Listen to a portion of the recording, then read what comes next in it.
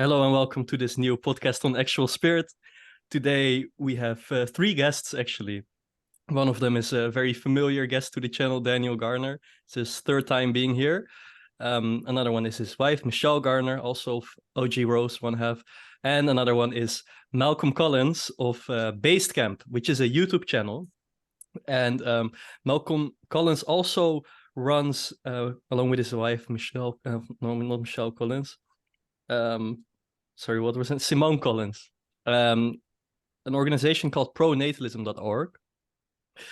And basically, this podcast is called Falling Birth Rates and Pronatalism because we're going to talk about this phenomena of falling birth rates and how it relates to culture and philosophy. So first of all, Malcolm, I want to ask you, who are you? What is Basecamp, and what is pronatalism.org? Yeah, so we are trying to prepare society for a hopefully a soft landing on demographic collapse. A lot of people, they hear about the pronatalist movement and they think what we're trying to do is prevent population from falling or increase population. That's not really the case. It would be a bit like seeing a global warming organization and then saying, oh, they must be wanting to create an ice age. You know, they just want the earth to get colder every year. How is that supposed to work? And it's like, well, no, but it is a problem how quickly the world is warming. And then somebody might say, well, I mean, don't you know it's inevitable? And we believe this with demographic collapse at this point. Our organization cannot prevent it in developed countries anymore. It is going to happen. What we need to do is to mitigate the fallout from it. And a lot of people hugely underestimate. So sort of my origin story in relation to this is I was a venture capitalist in South Korea. I had people in my firm come to me and they go, plot the country's future, 50, 100 years in the future. And I looked at the numbers because I was looking at fertility rates and I was like, there is no future. South Korea's current fertility rate, which is falling every year, so it'll be worse than this, which is 0.8. That means for every 100 Koreans, there will be around 6.1 great-grandchildren, okay? So we're looking at like a 94% population collapse in the next century. And I went and I told the firm this. I was like, you're not going to have an economy a century from now. Basically what they said is, oh yeah, everyone knows this, but like, we just pretend like this isn't the case because like we as a VC firm wouldn't be able to function if we like accepted how bad things were at like a societal level. Coming back to the US, it felt like traveling back in time 20 years. But I think that, within the US, so you bring this up within the US and people just aren't aware of how advanced the situation is. So when I bring this up in the US, progressives will be like, well, you can just import, just use immigrants, right? But the problem is, even by the UN's own statistics, which famously inflates the numbers on this, Central America, South America, and the Caribbean collectively fell below repopulation rate as of 2019. So we are a farmer who is irrigating his crops by draining from a pond, and he's like, oh, I just take the water from the pond, and you point out that pond is evaporating right now, and the farmer's like, well, I don't care, it's not my pond. And it's like, well, at some point this is going to come to a head, right? It is a problem that nowhere in the world do you seem to be able to have prosperity, freedom, and a high level of education and stable fertility rates. What that means is that eventually those things will cease to exist within human populations. If it turns out that it is intrinsically sterilizing to adapt to those things.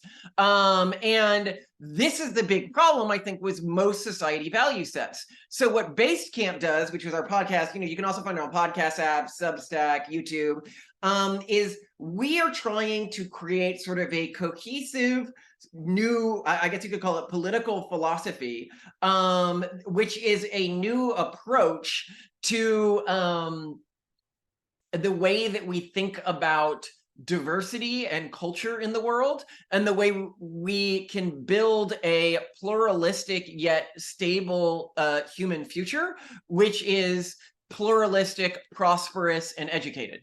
And that's just not where we're going right now as a society.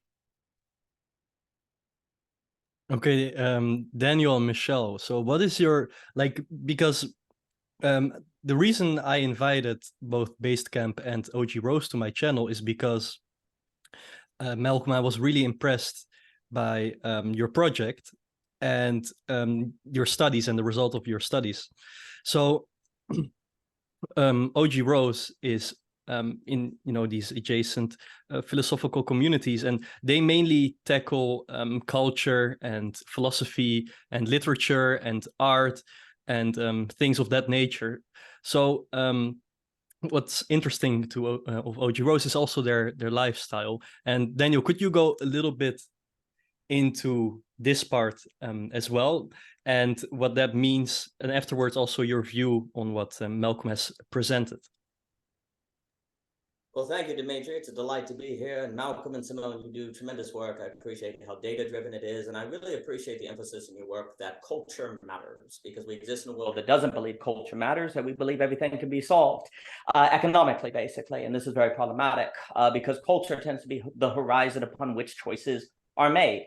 And if you're not conscious of the horizon on which you are making choices, there may be a logic or a morality that you're absorbing according to which you're making choices that you don't know you're making. So that emphasis on culture, I love the part where you talk about really kind of emphasizing sort of the sources of like Quaker, the super virus that is sweeping through sort of modern civilization, and how that might be coming from Quakerism.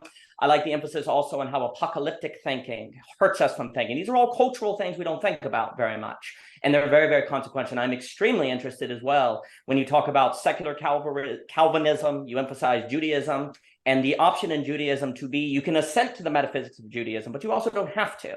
You can just be culturally or secularly Jewish. And I do wonder if that might be a little piece of the puzzle here, an expansion of the option of people to be, say, secularly Christian or secularly Muslim, and like expanding that. Because right now people feel like the choice is between atheism or theism, and there might be a middle ground there that could open some doors to a lot of people. So I think there's a lot of just very useful thinking there. OG Rose means Opperman Garner Rose.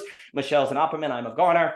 So we put it together in 2011, and it's Opperman. We do a lot of writing together. We have 3 children. We live on a farm, and we certainly have experience where having children equals you are contributing to the end of the world. You're a bad person. Also, people think having children means you've ruined your life. Everything's come to an end. You know, you had potential, but what now? I think that also speaks to one of the big cultural problems that exist today, is that your life is meaningful to the degree you collect experiences versus have roots. And I think that's part of the great problems, because if you have experiences means going out, traveling, all these things that become more difficult when you have kids, and roots means that you were closed off to possibility. And I think that's a kind of ethical premise that's problematic as well. In response to what you say, a way I think about it is that we have not created the cultural capital to make what I like to call an absolute choice. Never in human history, except for, I guess, 70 years with birth control, has having children been a choice, something you would choose to do. And really, having children is a different kind of choice than, say, going to the movie theater or even getting married, because now it's kind of socially accepted to get divorced, right?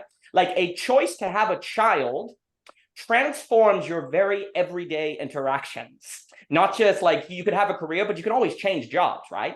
So arguably, the choice to have children has never been a choice that humanity has really had to make in the same capacity, because it was before just forced. Unless you were going to be celibate, right? Like, you could choose not to have sex, but if you had sex, it was probably on the horizon of possibility to have children, right? So the question is the following. You could, of course, say, well, let's just get rid of birth control. Okay, but that would be a kind of fleeing the question, you could say. And there are some thinkers like Mary Eberstadt, et cetera, that argue that, and you can go down that road. But the question is, what are the values and cultures that could make the human being capable of making a choice, like having children, and believing it?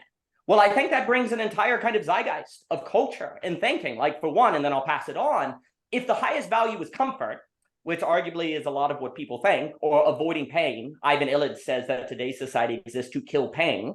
Well, then the choice to have children will not fit in your way of viewing the world, right? So is that a problematic ethic? Where does that ethic come from? There seems to be something about modern society that creates a sort of value of comfort as the prime comfort.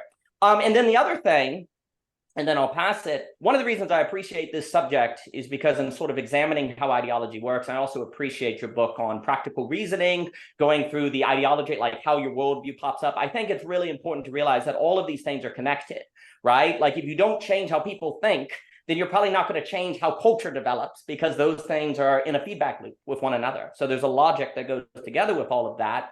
But in ideology, like in a Zizekian or different thinking like that, the problems that you think are a problem are probably hiding the real problems that are in the background. So there's a lot of concern about global warming. There's a lot of concern about nuclear arsenal and different things. And of course, all of those things matter, but they may be concealing other issues that are lurking behind, because the issue that's lurking behind may force an entire transformation of the value systems that feed the current socioeconomic order. So for example, if everything is about comfort, then everything could be about consumption, everything could be about immediate gratification. And if the world's going to end, well, let's just kind of consume the most we can today, and that could actually then contribute to the modern sort of zeitgeist. So can you transform those different things? And more can be said on that, but I just appreciate the work that Simone and Malcolm does, because there's a lot of value there. It just absolutely invaluable.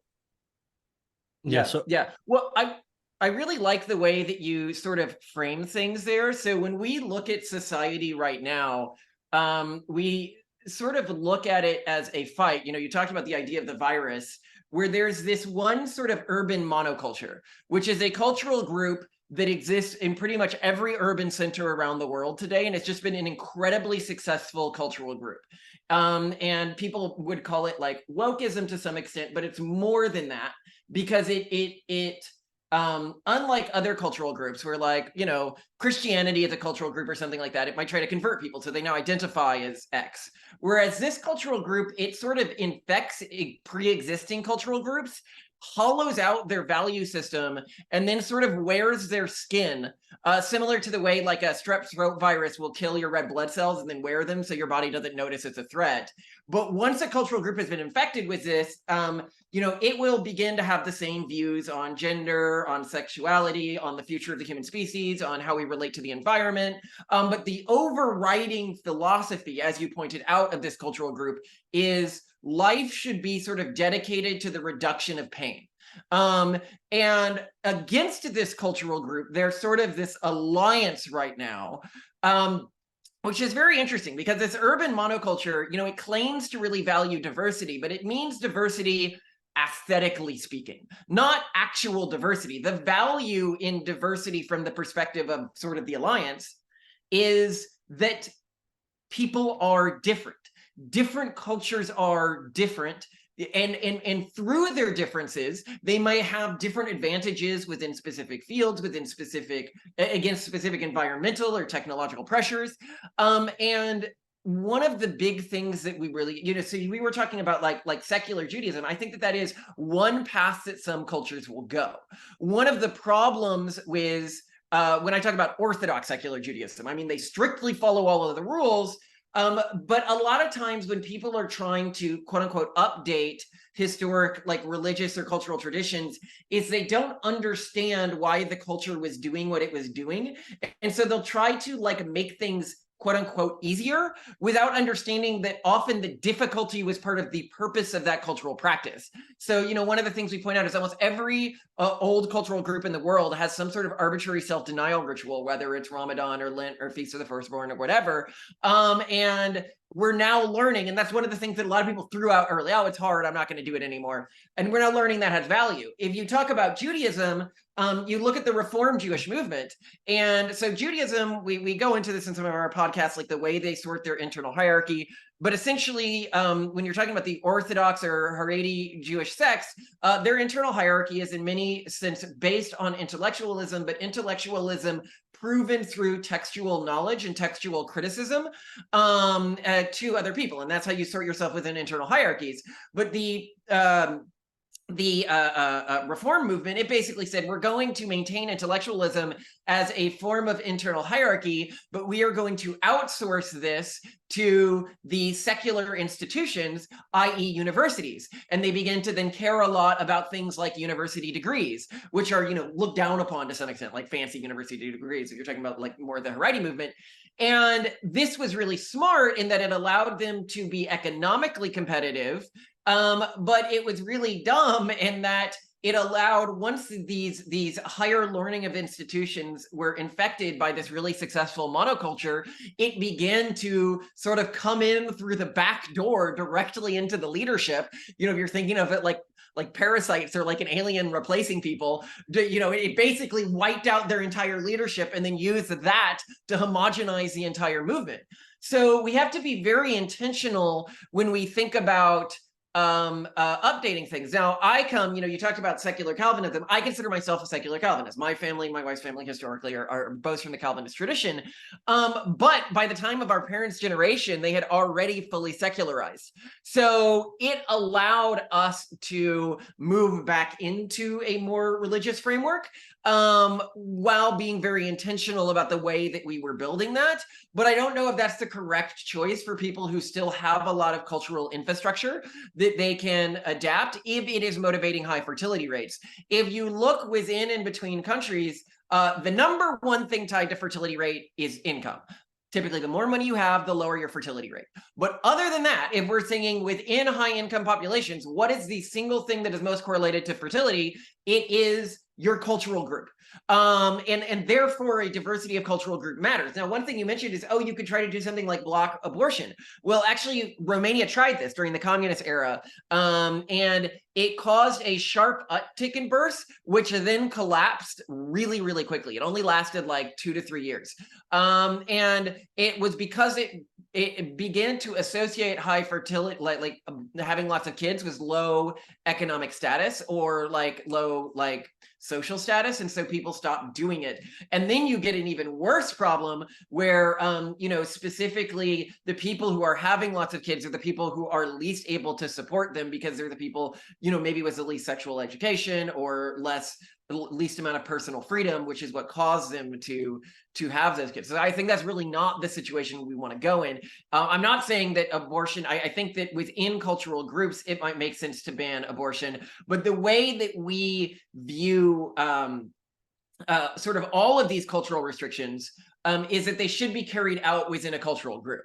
So like if one cultural group says, I believe that porn restrictions will increase fertility rate, and I believe the government should do that, it's like, why do you think the government should do that? Like, clearly, if you think this is a good thing, everyone in your cultural groups, I suppose you're like a conservative Catholic, it's already restricting their access to pornography. So the government enforcing it is really only helping your cultural enemies. So assuming that your hypothesis is right. So let's just let these various hypotheses play out and see which one is right. I mean, I, like you, I have 3 kids now, hopefully 4th on the way, live in a farm with my wife, so we're doing the same lifestyle as you. And I think increasingly this is what I'm seeing is people moving to this lifestyle because they see that it works better than what this urban monoculture is selling people. And we can, if you want to dive deeper into that, why that leads to so much systemic unhappiness, lack of fulfillment, and psychological problems, which you also see in the data. If you look at white women under the age of 30, half of them have a serious mental illness right now, who identify as progressive. Sorry, I should have said that. And it is they are losing these psychological protective mechanisms that used to keep them. If you look at Pew, since Pew has started doing research, conservatives have been happier than progressives. It's just not a very, the culture doesn't offer much. Anyway, I don't mean to be too political on this podcast. No, that's, you can go in actual spirit. We can say everything that we want. People respond or take, Yeah, so in the primer on pronatalism, you write about this really interesting experiment about rats. So these rats were given enough water and enough food, but they were kind of cramped in small spaces. Now, eventually what happened to these rats, and no, they're not humans, I'm not saying that humans are exactly like them, just like you say in the paper, but what these rats basically did is like they failed to grow up properly and to have proper mating rituals that are natural to rats that live in a normal natural environment. And now these rats had all kind of weird things, like they would groom themselves a lot, they would be very antisocial, or they would like get clamped with other rats and only eat at when other rats are eating, or like only eat by themselves when there's not other rats. And you did relate this to urbanization, the density of population. Yeah. And I really do think that there's definitely a truth to the idea that, urbanization and very high population density does something to us psychically. This is what was fascinating about the Well, study I you're just have, mentioning. so I just want to bring it back to this overriding philosophy that you and Daniel talked about, which is, to oversimplify, basically hedonism. This ideology that strives for consumption and doesn't really have like a higher transcendent spiritual vocation to it, if we give it that word for the sake of the argument. Now, these rats basically failed to mature. And in my view, in this urban environment that I'm living in a very cramped country, in a cramped city, I do believe that there is such a thing as like infantilization, and teenagers who really struggle with how to grow up and struggle with their teenage rebellions and go into ideology in manifold forms. So antinatalism, in my view, and I was reading about this, there's a philosopher who's an explicit antinatalist, and he said in his book, it's in a very basic argument that I didn't decide to live, and living is harmful, and I suffer more than I enjoy more. So of course, this is what a teenager says to their parents when when they're in their face. And lo and behold, he does say that he has had this worldview since he was a child. Now, Michelle, you as a mother, I basically want to ask you the question: what is your view on antinatalism and infantilization? Well, yeah, sure. I was talking to my mom about this topic of like the extension of adolescence that has occurred. And, I definitely have something to respond on that. But I just want to say thank you. It's wonderful to be here and an honor to be getting to talk to Malcolm and, of course, Daniel and Dimitri. And please give our regards to Simone. I think that antinatalism, I'll be honest, even as a mother of young children, I can understand how there can be these deep existential concerns with suffering in the world and evil, especially when you're bringing your own children into the world. And then suddenly you're like, oh my word, like all I want to do is be mother hen and protect them and keep them safe. And there's so much fear and anxiety that I dealt with, especially postpartum, and hormones are just a real intense experience for the woman. And so I think there are times where you can understand why everyone's like, well, just let's just go ahead and end the suffering. But I think about the also though the immense joy and the immense challenges that it presents to me, and the experience is so rich that to me it's kind of like inconceivable to think about just ending that potential. And I also want to say that I think we've completely done a bait and switch with the word potential. Everybody talks about their potential and what career they could have and using your talents, and everybody forgets that the word potential is related to etymologically to the word potency, and that it has exactly to do with your fertility. And so I think we really need to like revive the sense of what your potential is as related to your fertility and as you're related to your ability to procreate and have children. And I think that to me, it's very, the thing is that in education, when you go to school and you think about like when they've got their little career poster, you don't see father and mother as like one of the options of like a role to be. And I understand, because it's not like you get paid when you're a mom, you don't get paid when you're a dad, right?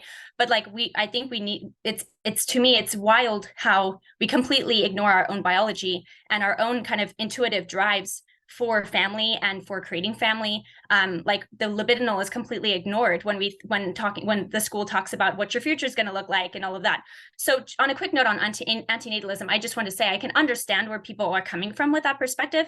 And I remember Simone brought this up on your talk that you had on the Stoa, which I loved. But I just think that you cannot understand or comprehend what you gain. And maybe that kind of sounds selfish, right? But it's weird because there's a strange paradoxical thing where it sounds selfish to say, oh, you can't understand what it's like to have children. It's just so incredible and challenging and wild and they're amazing.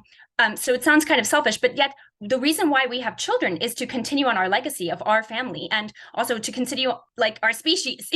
We want to continue on like this world and this life that has its challenges. But the thing is, if you deny that anyway, if you say like, well, we don't want to suffer and we don't want to do this, you will suffer anyway. You will end up having, you become much more susceptible to some of the things you're talking about, Malcolm, with the psychological issues or the feeling like, where's your rites of passage for becoming a man or for becoming a woman? Like none of these things are therefore supporting you in that. So to me, I just think to yourself, like to me, and me and Cadell last had a really great conversation on basically like the Hegelian concept of sublation in real life.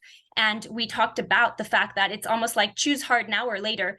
You're going to have to face it one way or another. So if you choose the hard thing, sometimes the more difficult thing, you end up like being able to reap in all of the goodness that it comes with. Not that it will still be hard, but if you try to get around, like avoid the hard, then you end up just having this other kind of lingering, almost ambient hard that you have no idea how to even point out or address. And I think that's what happens for a lot of people, or they're much more susceptible to it. I mean, I can't speak for every individual, but like I just to speak really quick to what I was talking about with my mom this morning and yesterday too, we were talking a little bit about how thing is that people are really untethered from their own like reproductive potential. So they can just kind of have sex with whoever they want. They can travel, they can do all the things that they want to do.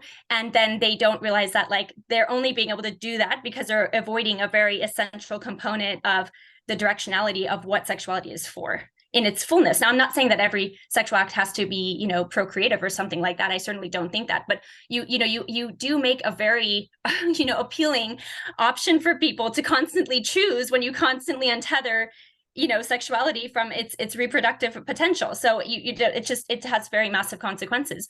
But I think that in terms of like the adolescence and how that continues on, I mean, the only way to really address that, in my opinion, is to really cultivate the sense that, you know, you actually can do this. You do have the potential to be able to create your own values, to create your own family and your own culture with what you do. So I think that's, you know, what I would say on it. Yeah. I really like that you focused on the concept of legacy over, because I think that there's a natural thing when people are trying to like convince people to have kids. The first thing they do is, oh, like you are programmed to do this to some extent, in the same way that when you were younger and people were like, hey, you're going to go through puberty soon and a bunch of new things are going to make you happy and the way you see the world is going to change because your ancestors who had this happen to them survived. And you could tell somebody, because it's true, that, you know, once you reach a certain age and begin to have kids, your biology and psychology changes in a way that you're able to extract much more fulfillment from them than through anything else. If that's the argument you use to get people to have kids, then the wrong people have kids. If you get people having kids because they think the kids will make them happy or fulfilled, make them happy or fulfilled, then that encourages, in many ways, the very worst. It's bad that fertility rate's declining so much, but in a way it's kind of good because it's declining among many of the populations that we're leaving totally for this hedonistic, negative, utilitarian mindset. You know, you're talking about David Benatar there. But if you go with this legacy angle, and by the legacy angle, you know, I think I like my cultural group. It has built a life for me that is meaningful for some reason other than just hedonism, right? And I want future humans to experience that. I think that the cultural groups that you, as we say, the first 18 years of your kid's life are a cultural sales pitch. And if they don't like that pitch, they can leave. Historically, a lot of people kept kids in their cultural group by basically threatening them. They're like, oh, you'll be socially shunned, you'll be tortured forever if you leave. But with the internet, that's become increasingly ineffective. Sure. Other cultural groups keep kids in by saying, by staying in our cultural group, you'll have these advantages. And this is where, you know, we're talking about, if you look at the world today, the cultural group that is least affected by prosperity in terms of fertility rates, the one developed country that has like really good fertility rates is Israel. And that's because the core of the Jewish pitch is not, you will be tortured forever if you leave our cultural group. It's stay in our cultural group because of X, Y, and Z benefits. And the kids believe that these are real benefits that they're actually going to accrue. And so I think as we shift cultural messaging and as we think about what cultural messaging can resist the virus and encourage reproduction in high prosperity environments, we need to think about the advantages that a cultural structure and sense of identity is giving our kids.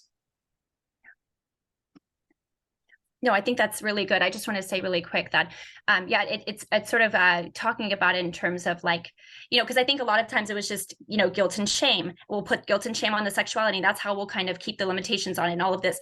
And, you know, that can work certainly, but in this day and age, it's not as appealing and as successful. And I wonder if it makes me think of like how you guys will talk about in your podcast, like making like happy memories, like you'll go and even if you're like, it's hot and you're sweaty, you're like, we're going to go, we're going to take pictures, we're going to have a nice time, even if like we're kind of like I'm tired, I don't really want to be on the heat, blah blah blah. But you make it happy, like you make it memorable, you use, and it's not just well, I mean, honestly, like I just love that so much, because like I think pretending is one of my favorite things.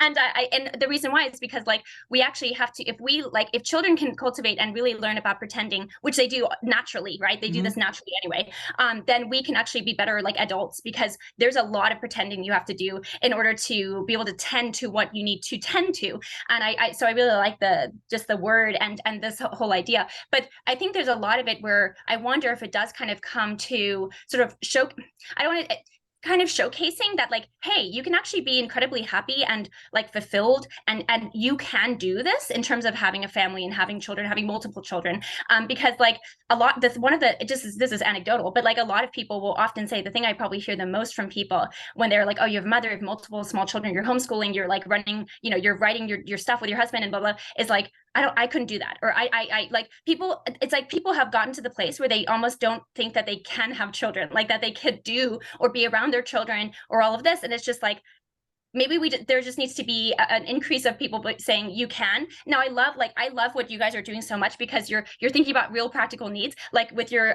Eureka community, like this idea of like, you know what, we're not just going to leave people alone and be like, go have lots of kids, but you're just be alone and you won't get any help and there's no support. Like you're actually really thinking about the fact that maybe there are people out there who would love to have kids or multiple kids, but they just feel like that's a financial constraint, that we have this financial constraint, or I can't do it this way and I don't have the support. But it's like, well, you know, you want to create spaces where people are like, you know, because I mean, it makes a big difference to have multiple people around you who are saying, I'm having another kid, we're celebrating life, we're like, this is, you know, this is exciting, and you get the sense of like, well, maybe I could do too, you know. So it's like a good peer pressure kind of thing.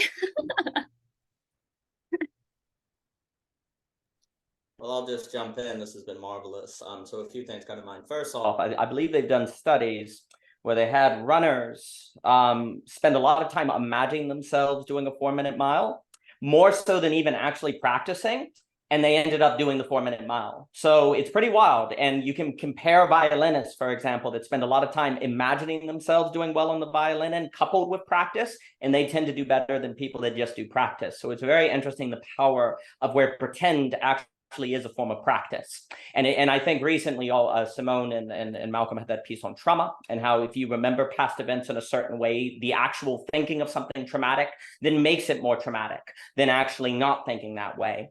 And that may speak also as well to the antinatalism, where if you have a mindset that life is suffering, well, then it is suffering, and it's real suffering. And it actually, that's the key. It literally, the way you think about life practically impacts how you experience it. So in that way, antinatalism might be a self-fulfilling prophecy.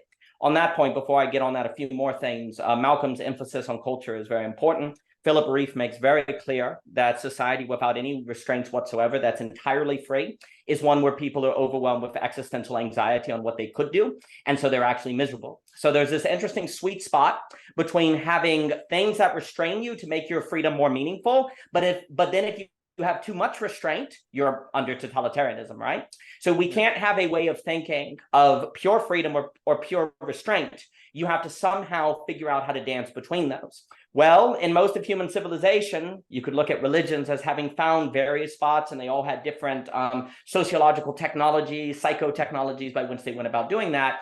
And we have not at this point found a psychotechnology that would deal with the modern world as it is. And that's where the work that Malcolm and Simone are doing is very appreciative.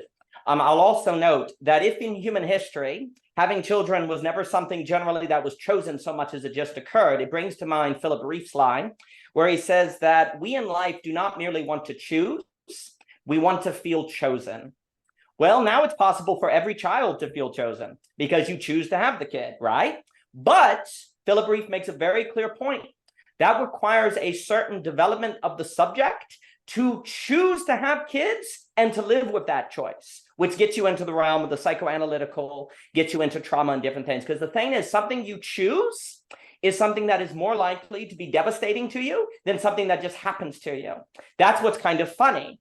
And this is where Freud, and I know there's a lot of debates on psychoanalysis, but one of the things that's very interesting about the psychoanalytical tradition is that they argue it's not really needed in third world nations, it's needed in first world nations, because that's where you see mental illness getting worse and worse in different things, because people have more options on what they could do, and those options absolutely overwhelm them if they do not have a sense of how to make those choices or by what standard they make those choices. So then they have to work through themselves as a choosing subject so that they're not existentially overwhelmed.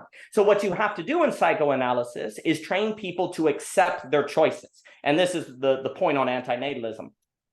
A lot of antinatalism makes the claim. So there's actually in the background of it is a certain premise. One, that only things you choose are moral. If it is not chosen, it cannot be moral. Well, is that true? Actually, now I'm very much on the side of choice and freedom, but there are many things that can happen to you that you don't choose that you're better for that occurring to you, right? Like I was basically forced into sports at one point, and I'm really glad I was, right? Maybe it was immoral, but actually it changed my quality of life in a very important way, right? So it's not necessarily the case that the only good and moral things, because then you're having to say that choice is the only basis for good, right? Well, maybe in 95% of cases it is, but is it the case in all cases? That's where we have to explore, right? And of course you don't choose. Like there's also this problem where if nothing is given, then choice is impossible. If there's nothing, there's no possibility of choice. So something has to be given, something has to be determinate, as Hegel would put it, or else choice is not possible, right? So if you're saying, well, you didn't choose to be born, therefore it's immoral, well, there's no possibility of choice even beginning unless something is given to make choice possible. So it's a contradiction. There's no such thing as freedom without a given, right? So the moral premise there is a contradiction. Even if you want to claim in a more libertarian tradition, and I'm big on freedom, that after the determination, 90% of things should be chosen, that's perfectly fine. But there's no such thing as reality that is pure choice, that is, unless you're God or something maybe, but then that would get you into theological decisions. The last point is that there's the premise that life is suffering, right? That therefore life is immoral because life is suffering. Well, actually, suffering is life. Your life tends to be of a higher quality when you undergo suffering and come out through it. You see in the utopian experiment with the rats, and Samuel Barnes and Raymond had a lovely discussion about that. That seems to suggest evidence that life is not possible without suffering. The problem is, I think, antinatalism is conflating suffering and trauma. And the problem is what they're saying is my life was traumatic. I wouldn't want to do that with my kids. Therefore, I shouldn't have kids. Well, then Freud, Lacan, and all the psychoanalysis would say that's what we're here to stop. We're trying to separate trauma and suffering, get rid of trauma, and then have sort of this redemptive suffering that brings out the higher quality of life. You could get into Nietzsche, you could get into Philip Rieff and all these different people. So right now, I think in antinatalism, there's a conflation between trauma and suffering. And the topic of trauma, now, of course, people use words in different ways. I understand that. But the issue is we have not developed the thinking about the subject or taking seriously the work of being a person, as an Ivan Illich or so forth would talk about, to handle a condition of the first world society. And if we want to be able to choose children and thus make them chosen in the very act of birth, we then have to be the kind of subjects that can exist in third world nations and not spread trauma. But that, ironically, here's the funny part, overcoming trauma actually requires a belief in the possibility of suffering for the good. And so if you have a society that does not believe in suffering or believes suffering is innately bad, then it's a self-fulfilling prophecy. You actually make yourself more vulnerable to trauma. And then when you experience trauma, you think you're therefore rational not to have children. And so if you believe that life is immoral, well, then life goes away. And you seem to be right, but then you don't exist. So right doesn't have much value under those circumstances. Yeah, and to synthesize sort of the 2 points that you guys are making is the contextualization of suffering as being like this pointless evil. The way we contextualize the things in our lives, like the little plays that we put out, causes us to interpret them in different ways. And when you contextualize it that way, it does appear what's really being studied in the rat utopia experiment, I think, is what happens to mammals when they are in a non-resource scarce environment. And it turns out they basically go crazy, stop breeding, and die. Like that is apparently what happened. And when I was relating this to urbanization, what I thought was really interesting is this experiment had a huge predictive capacity.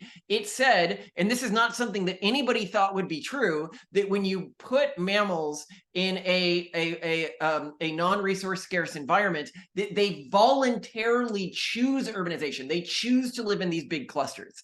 And that's where we have seen society moving. But it's the ones that are most affected by this that are moving into these sort of urban clusters. Another thing that I think we need to be really aware of is that cultures to some extent evolve. Like the cultures that ensure that iterations of them exist in the future have a higher probability of having iterations of them exist in the future. And there's different cultural strategies. Most of the religious cultures, their core strategy is have kids, keep those kids in your culture, and that's how they spread. However, this urban monoculture, it has so low fertility that its core strategy is actually to deconvert people from other cultures. And recently what we've seen is cultures have built up resistances to it. And as such, the iterations of it that have spread more and that have grown and that have become most prevalent are the most aggressive iterations, because those are the iterations that have actually peeled people out of culture. So it's focused a lot on controlling our education system and stuff like that, because that's where it can peel out people into this group that's not replenishing itself through fertility. And so it can use contextualization, while it claims to want to reduce suffering in the people who convert to it. The truth is that it can use suffering and inject people's lives with suffering, doing what cults usually do. So like the core strategy of a cult is typically you want to separate someone from their support network, convince that person, and then build a psychological dependency on the cult. Believe that they are undergoing some form of suffering and that the only way that suffering can be relieved is through the cult. And in many ways, I think this is what this trauma narrative is about. They try to convince you that something your parents did, and because trauma, as we point out in that one podcast, anything can be contextualized as traumatic, and you will experience all the effects of trauma if as soon as you contextualize it as traumatic. Whether it was your parents gave you blue socks one day, if you believe that is what caused the trauma, you will get just as much trauma as almost any actually traumatic thing from that experience. So they try to separate you from your parents and your support network, and that's by saying, oh, they cause trauma. And then after that, they say, and we can relieve it, and we are the only ones who can relieve it. And only when you put yourself in an environment that we control. I mean, that's what like the concept of trigger warnings is. It's saying only environments that we control can you not experience this constant trauma and suffering. And so I think that one of the things that you guys keep saying, which I just think is absolutely true, is the anti-natalist. Now, if people want to go into like our argument about negative utilitarian, David Benatar style anti-natalism, we did like an hour-and-a-half podcast on this. So I don't want to get into the specifics, but it is a mindset that is just overcome with this deep level of sadness every day. And if you go on the Twitter anti-natalist spaces, if you go on anti-natalist Reddit, if you go into anti-natalist communities, while they will constantly say that, they like their lives and stuff like that, you can tell that they are much more depressed than about any community you're going to interact with. And it's because they've contextualized their lives in this really negative way. You're muted, by the way. No, I think that's outstanding. I'll just comment on that. Generally, one should always be skeptical at what is put forward as the main things we need to address or be concerned. And a lot of times, like you say, anti-natalism would say, well, we're not, against life, we're just against having more life. But practically speaking, there is very often a lot of unfortunately, there's like growing communities of suicide and growing, like it's a real problem that people have. A lot of them are also anti-natalist because it's very difficult to separate life having value from the arguments that justify not having children, right? So practically speaking, even if there are philosophers that try to separate the question of life from birth, it does seem that anti-natalism should more properly be called anti-life, which would say that the battle is between life and anti-life. And then I know you've spoken about basically groups gathering together, cultural groups, to fight forces of anti-life. But you see, the issue is today, in having more choice and more technology and more possibilities, in order to be, a lot of people don't realize what are the choices that contribute to an anti-life mentality because they're not paying attention to the logical end of, say, where their choices make, right? Like if you basically emphasize making money all the time, right? Well, people in their heads say having children is expensive. Whether that's true or not, it's always fascinating that poor nations tend to have more kids than richer ones, right? That's pretty funny. But there's a certain value where you go, oh, well, if money is like status, then I should wait to have kids until I have a lot of money. But of course, you can always have more money. And so there's always a pushing, and a pushing, right? Well, what parent would think overly emphasizing getting a career or a job to their kid may indirectly create the impression that they should put off having kids, right? Now, I'm not saying that everyone shouldn't put off having kids, and I'm not even saying that having a career is bad, but that's just one example of a cultural habit that could lead to unintentional consequences that people are not thinking through, that then results in people having low birth rates, right? So there's another thing too of people paying attention to what they're saying may imply, even if they don't mean it, what their emphasis is could point to, even if they don't mean to suggest that. If when your children are going through a discomforting time, you do everything in your power to get them out of that discomfort, well, then you're indirectly suggesting that discomfort is bad. Okay, having kids can be discomforting, therefore I shouldn't have kids, right? So there's all these unintentional impressions that can be created that I think we have to be more aware of where that logic would lead us if we want to be on the side of life as opposed to anti-life. Yeah, well, one thing, I mean, so if you look at the negative utilitarian argument, to call them the side of anti-life, I think is very apt. They, people who buy into things like the asymmetry argument and stuff like that literally think a completely dead universe is of completely equal moral value to a universe as like a multi-planetary thriving human civilization where no pain is experienced. And that just seems so, one, absurd to me, but so transparently evil. Another thing that I wanted to comment on that you're saying that I think is really interesting is we talk about the value of personal restrictions that are culturally imposed. And I think a sign of how rotten our society has become to some extent is even people on the conservative side of things, they have this recognition, but then they think the way to impose these restrictions is to have the state impose the restrictions. And it's like, then it has no point. If the person isn't personally making the choice to exercise these restrictions in their life, then the restrictions lose all their value. But it's almost as if they can't imagine of giving people that responsibility. It's like they can't even fathom that, you might tell someone, hey, culturally, we view it as disgusting and bad to use something like pets to masturbate your child rearing instinct, and therefore we see that as a moral negative or a sinful action, and we will look down. And then when you say we will look down on you for doing something, and it's something that maybe the mainstream society won't look down on you for doing, they're like, how dare you? And it's, you get to choose. The world today is sort of this big experiment with multiple cultural groups that are and rare, and we're trying to recruit more people into these cultural groups, but not our cultural groups specifically, that are saying, okay, let's try a system of rules, let's try a system of contextualization, and we will find out 100, 200 years from now, which of these groups turned out to be right, which of them turned out to motivate childbirthing, because those are the groups that will exist in the future.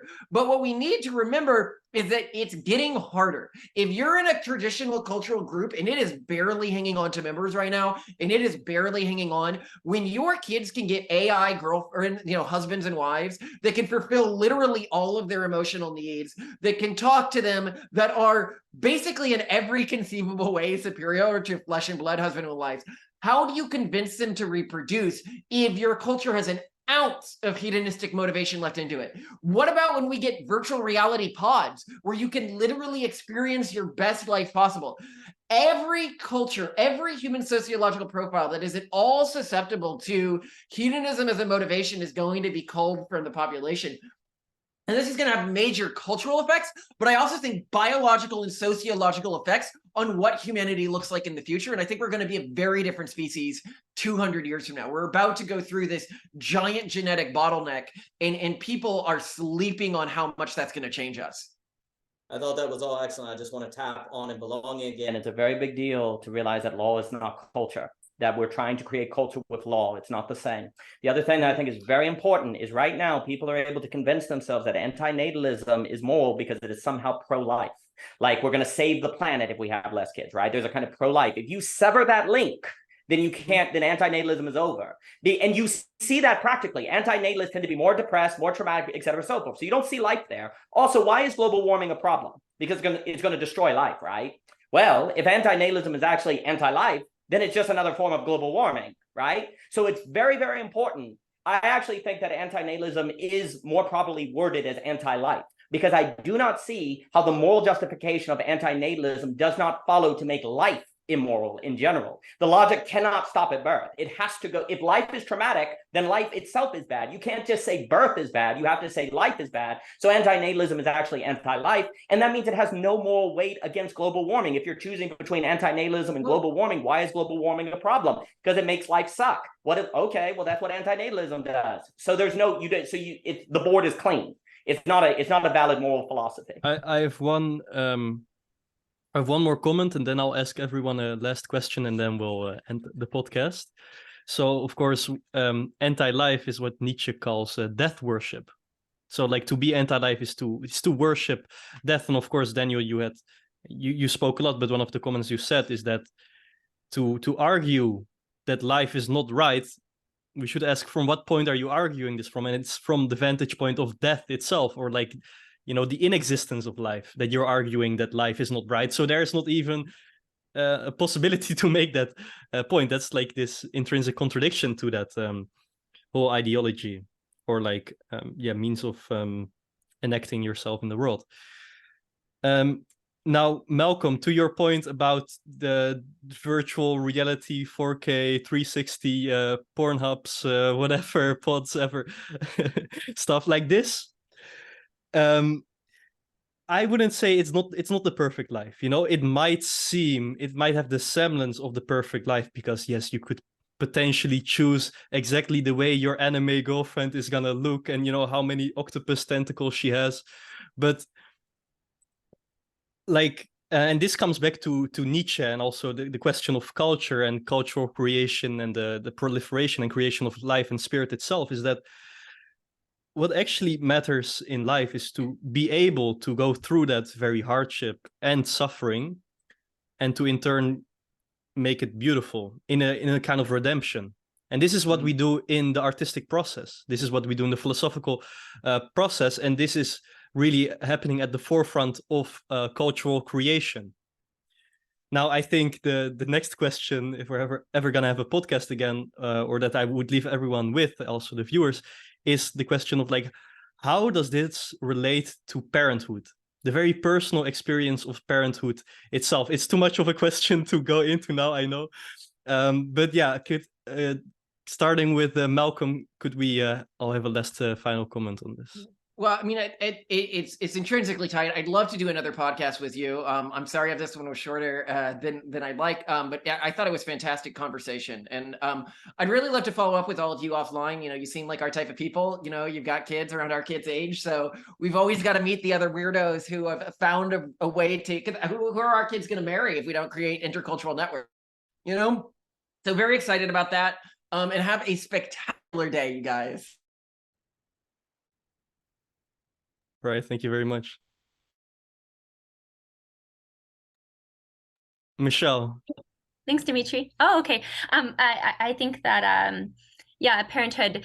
I mean, I think that it speaks a lot to what you will find, Simone and Colin and Malcolm speaking about directly about, like, actually creating like a loving and fun environment in your home, where actually they might want to do that themselves. And it seems like such a minor kind of thing, but it's actually huge, because the way that children have their experience of their own familial situation has a big impact on if they want to have a family one day themselves.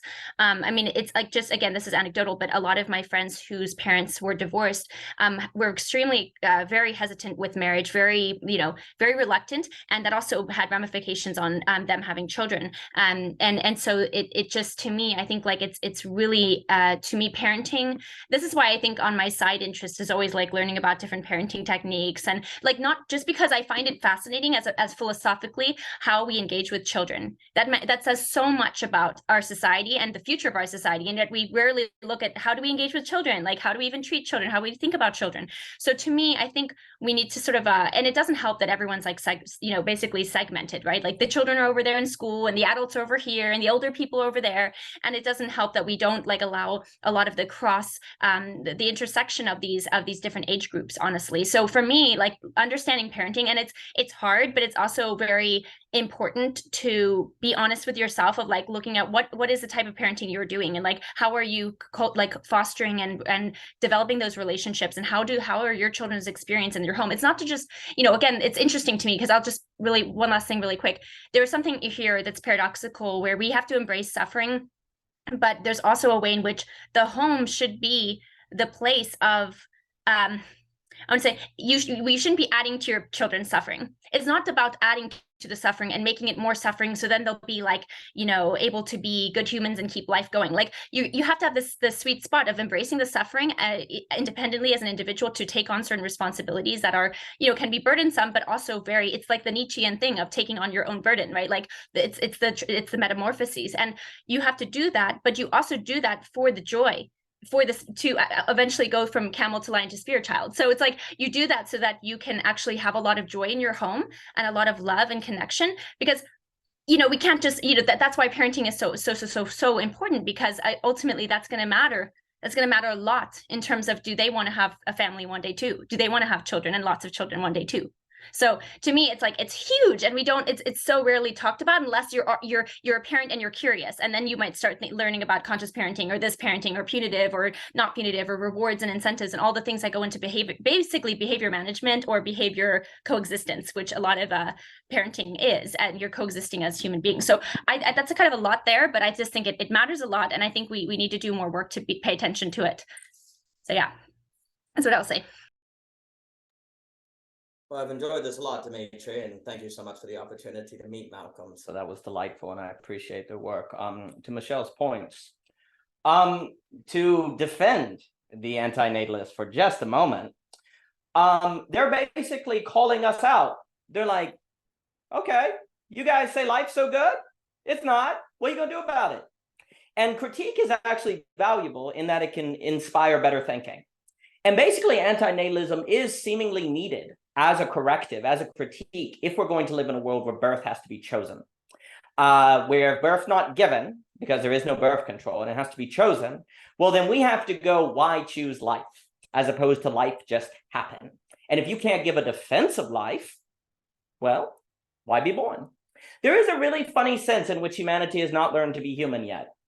We have not learned how to actually be the Nietzschean children. We have not learned how to have our technologies, to reference Ivan Illich, who I think is very important in this conversation.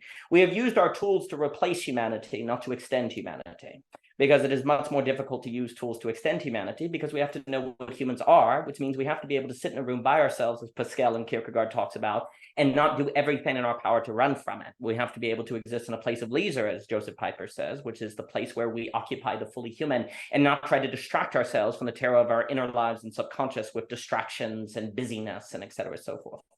The first world society, and I was speaking with Cadell about this, a first world society is a place where if humans cannot learn to be human, they will eat themselves. And that's all that's happening. The first world creates a place where you can no longer spend your days getting water from the well or taking care of the garden. You have a lot of free time. Turns out free time is not something that you can handle unless you know how to be human, because what it turns into is a pressure cooker of terror. And so what has happened now is, because we have not learned how to be human, how to engage in the higher sort of ideals of, say, what makes us beautiful, true, and good, which we'll get into topics of like a culture that Roger Scruton will talk about, Chesterton, Joseph Piper, his topic of leisure, and Ivan Illich is the great genius that we will be working with Andrew Sweeney on at Parallax, and Bonita Roy has done some lovely work on that as well. Since we have not learned how to be human, well, then the anti-natalists say, then it'd just be better if you don't exist. So if we want to, now, like I've said, I think the logic of anti-natalism must eat itself. I think ultimately that it doesn't make sense to say birth is immoral if you're going to say, but being alive's okay. That doesn't seem to follow. And certainly if you're going to say that something, now there is a difference between passive moral and active moral, but regardless, the implication is that life is suffering. As life is suffering, then why try, right? But you see, here's the thing. Life is suffering for the one who does not, in their free time, who does not learn how to be human. So the question is how do we be human? And this is where I think the distinction between suffering and trauma is so important, because basically humans in first world nations have not learned how to avoid being traumatic to one another. We just don't know how to be human. We don't know how to talk to one another in a manner that doesn't make one another feel shrunken or judged or hurt or attacked. We haven't learned how to deal with difference without having that difference turn into steamrolling over the other or responding in totalitarianism or fundamentalism or so on and so forth. We haven't learned how to do substantive democracy, as Hunter says, which is democracy of a conversation of first principles. We haven't learned how to do the work of being human and different. That's the challenge today. If we can't rise to the occasion of that challenge, which would require us to go through the crucible of Nietzsche, would require us to face the existential anxiety of a Kierkegaard and a Pascal, that would require us to learn how to tell the difference between having nothing to do in the leisure of a Joseph Pye, which ultimately will lead to the ability of intrinsic motivation and the ability to say, this is valuable, I believe it's valuable, and I'm going to do it, the absolute choice. If we cannot learn these things, well, then the anti-natalists have a point. So if we want to be pro-life, if we want to be against that notion of anti-life, then that means we have work to do. And I think that gets us into the fields of psychoanalysis, like Adele is teaching on, the work that you've done at Absolute Spirit, the work that you see people doing at the Stoa, Parallax. You can see this entire liminal web as really asking the question, what would it mean for humans to be human for the first time? And I think there are many resources that are given. There are many practices that are being put forth to implement, say, from Elaine and Pascal at the integral stage. And the question is simply, will we do it or not? Well, we have to make that choice, and we have to make that choice today. Well said. And yeah, I think I completely agree with you on the idea that the way I would word it is, the people who proclaim an anti-natalism is like the right ideology, is that they live anti-natalism. They live anti-life. So of course they're going to speak anti-life. So then the question is, of course, like, how do you not live anti-life? And that comes back to what you said. So thank you all for coming, and thanks for watching. Please check out the work of OG Rose and Basecamp. Bye-bye.